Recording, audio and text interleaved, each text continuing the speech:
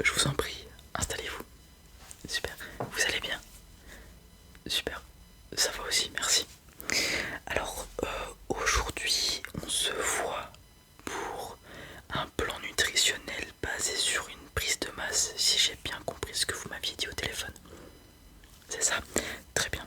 Bon, étant donné que c'est la première fois qu'on se voit, je vais faire un petit dossier puisque je pense qu'il va y avoir un suivi euh, assez personnalisé, étant donné qu'une prise de masse euh, c'est progressif, il faut l'adapter au fur et à mesure de la progression. Donc je pense qu'on va se revoir toutes les 2-3 semaines ensemble et on suivra ce processus. Très bien. Je vais donc faire un dossier. Super. Est-ce que je peux avoir votre nom, prénom, s'il vous plaît?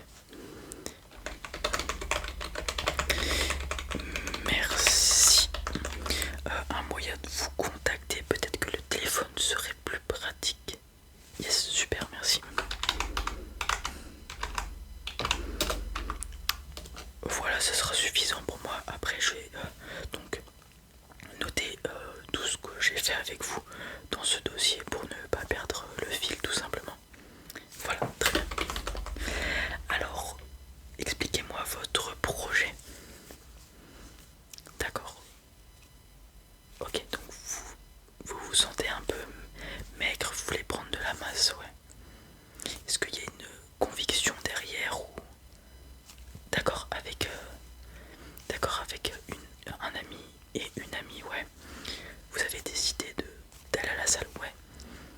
C'est bien, oui, la salle c'est très bien pour prendre de la masse.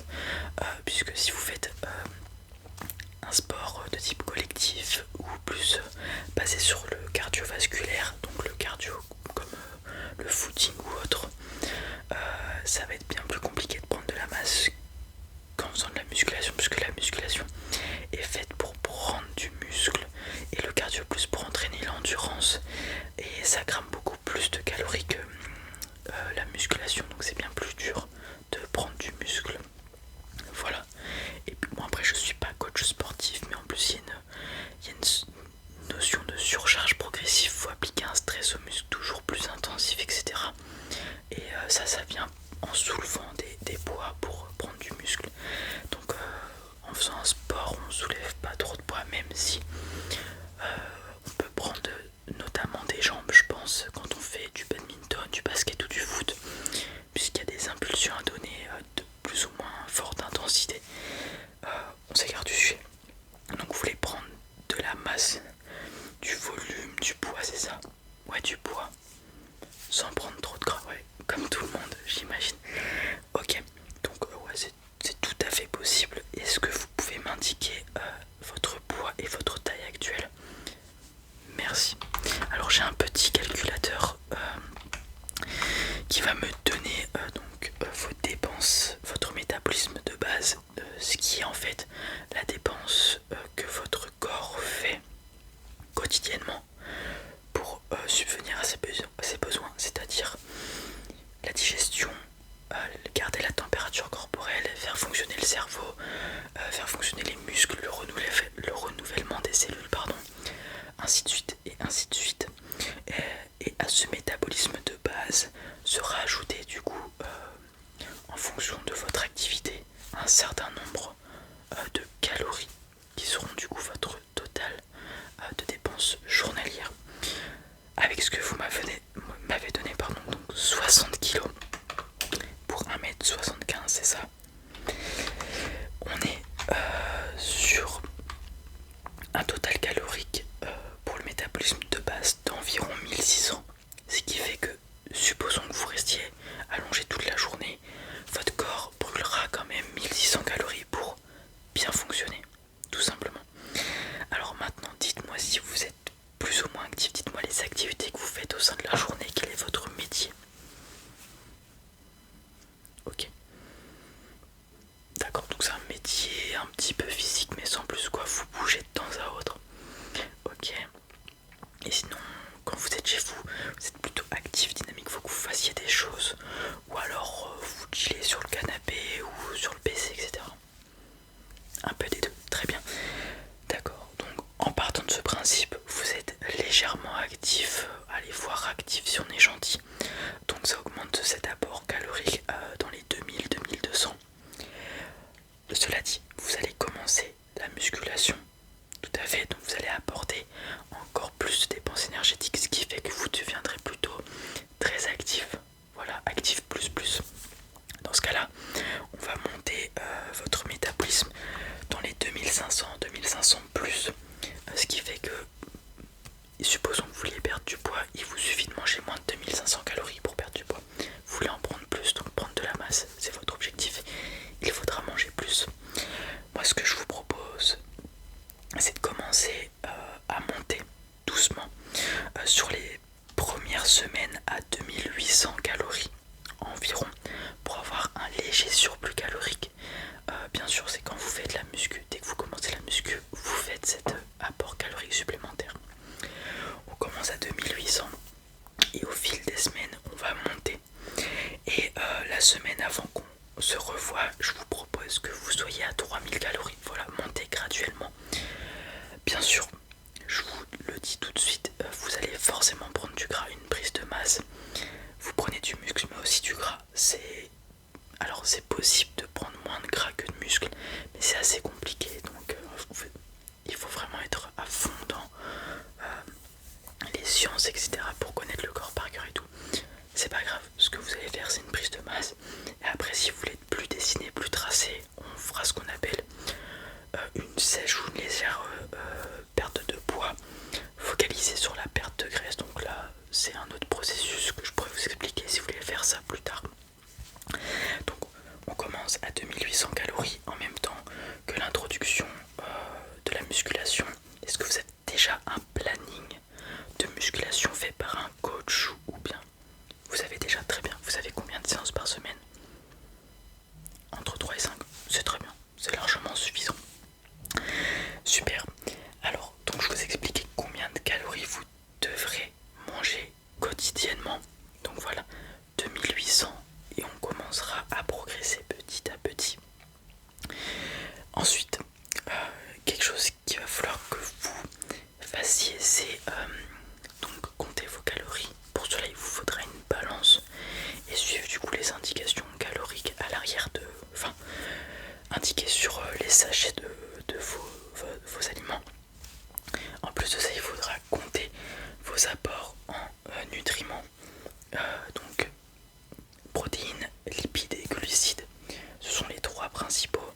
Ensuite, il y a bien sûr les micronutriments tels que les vitamines, le magnésium, etc., etc. Mais ça, on va pas rentrer dans les détails.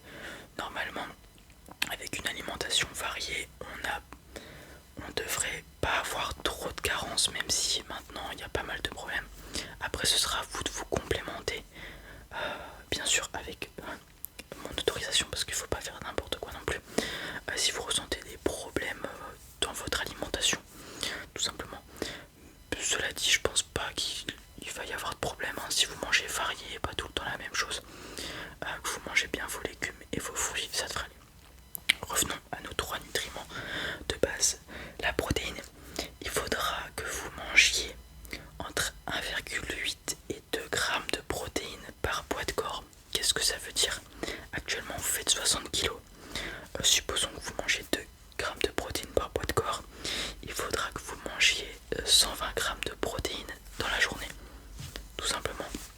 Donc 30, 30, 30 et 30 par exemple. Donc 30 le matin, 30 au déjeuner, 30 au goûter après l'entraînement, enfin à vous de gérer, et 30 le soir. Enfin voilà.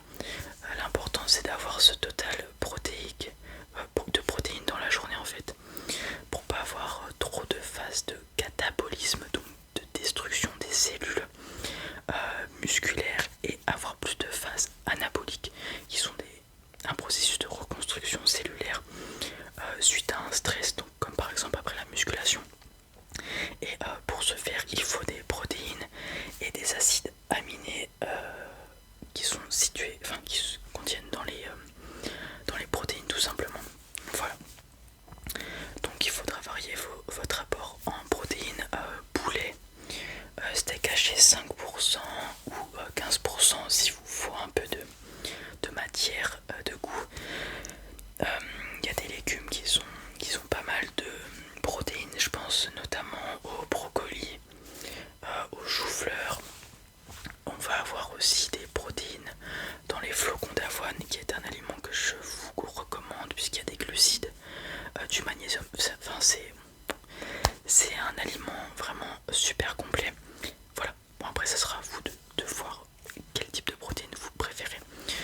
bien sûr, si vous avez du mal à manger ces 120 grammes de protéines, vous pouvez prendre des suppléments, donc de la whey ou des choses comme ça, même euh, si vous avez une alimentation assez équilibrée et du temps pour cuisiner un peu, ça se fait tranquillement sans supplément. Après, donc ces 2 grammes de protéines par poids de corps qui vous donneront 120 fois 4, ce qui nous fait 480 calories de protéines, puisque 1 gramme de protéines égale 4 calories. Donc sur ces 480 grammes de protéines, il vous reste le reste à manger, des 3000. Donc vous jonglerez entre glucides et lipides. Glucides, c'est aussi 4 grammes, 4 calories par gramme. Lipides, c'est 9 calories par gramme. Les glucides, je vous recommande de les manger autour de l'entraînement des activités physiques, puisque c'est là où il vous faudra de l'énergie pour vos muscles. Tout simplement.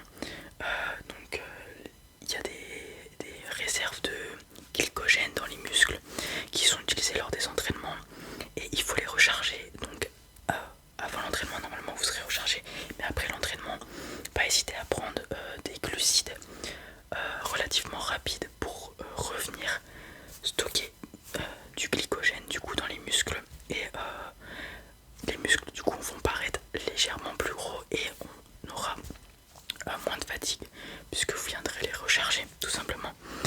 Ensuite il y a les lipides. Donc qu'est-ce que c'est les lipides?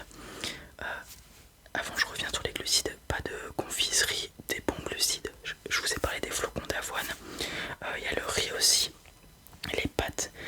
Il faut éviter le sucre pur et dur. Donc vous verrez sur les affiches, il y a marqué, si on prend les pâtes par exemple, allez, 60 grammes de glucides, et dans ces 60 grammes, il y a 5 grammes de sucre. Voilà, je dis un exemple au pif. Mais voilà, et faire attention aux aliments qui contiennent trop de sucre. Et prendre des glucides qu'on dit lents. Voilà, glucides rapides avant et après l'entraînement, glucides lents autour de l'entraînement et au sein de la journée s'il faut. Maintenant, on passe aux lipides. Lipides, comme je vous l'ai dit, les 2 fois plus caloriques que les 2 autres nutriments, puisqu'on est sur 9 calories au 100 grammes. C'est pour ça que votre huile d'olive par exemple, qui est purement des lipides, équivaut à 900 calories les 100 ml, 100 grammes, 900 calories tout simplement. Il faut des bons lipides, pas trop saturés, pas trop transformés. Donc il y a des fruits comme l'avocat qui est super. On va avoir du coup le steak haché, 15% de matière grasse, tout ce qui est noix, graines, amandes, etc. Beurre de cacahuète, qui sont pas mal chargés en lipides. On va en avoir dans le jaune d'œuf, les œufs qui sont un aliment que je vous conseille, puisque il y a pas mal de protéines et il y a des bons lipides. Attention, cela dit, si vous faites du cholestérol ou qu'il y a des antécédents dans votre famille, après si vous êtes assez actif, vous pourrez manger des œufs assez régulièrement. Voilà tout ce que j'ai à dire pour les lipides. Donc ne pas hésiter à faire ces plats avec de l'huile d'olive, etc. Dans la limite du raisonnable, bien sûr, pour pas exploser ce total calorique. Voilà. Donc je vous ai dit, manger les glucides et tout dans l'entraînement. Les protéines aussi. Pareil, je vous ai parlé de phase de catabolisme, d'anabolisme. Après un entraînement, après une activité physique, donc vous, ça sera la musculation. Il y a ce qu'on appelle une fenêtre anabolique après cette activité, qui fait que suite à cette activité pendant, allez, jusqu'à 4 heures, mais ça monte, en réalité ça monte jusqu'à 24 heures, mais là où ce sera le plus optimal, c'est jusqu'à 4 heures après l'entraînement, où en fait manger des protéines et elles seront mieux assimilées grâce à cette fenêtre anabolique, tout simplement parce que vous avez fait des efforts, etc. Le corps a besoin de nutriments et du coup il en demande et il les capte mieux. Donc ne pas hésiter à manger vos protéines, des protéines après l'entraînement. Moi aussi je fais un petit peu de muscu, et ce que je fais, c'est que je vais à la salle le matin, donc je prends un petit déjeuner où il y a mes flocons d'avoine, etc. Après je rentre, je prends mon post-workout, donc mon repas